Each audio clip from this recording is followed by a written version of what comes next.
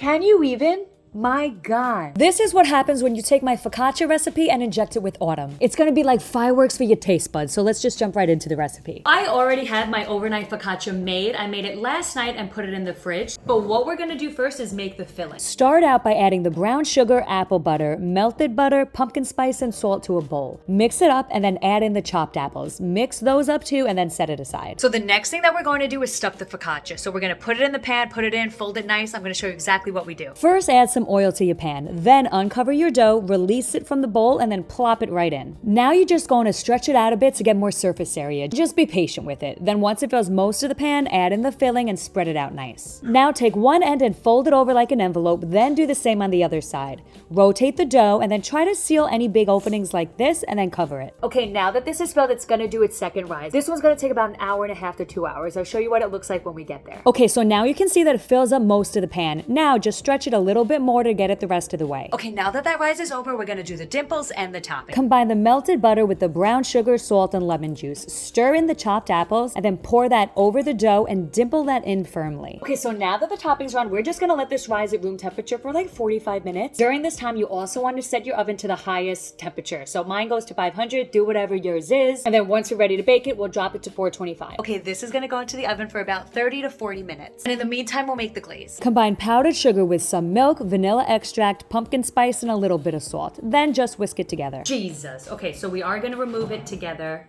Now keep in mind that because this is filled, it is gonna be a little bit heavier to take out than if you were making just the regular focaccia, but that's fine. We still make it work. Okay, so I couldn't get the thing out, so I ended up doing this nice little flip thing. There we go. I'm glad we did this together. So now you see what I did when I was by myself. Flip and flip. Now just brush on the glaze. Okay, just to reiterate what happened there, the past few times that I made this, I had somebody there to help me pull it out, but I was alone, so I couldn't do it without breaking it. So I flipped it from the pan onto a cutting board, and then I flipped it from that cutting board to this cutting board. So we didn't ruin the bottom that way. And now it's perfect. I put on the glaze, I'm gonna let it harden just a little bit, and then we'll cut it.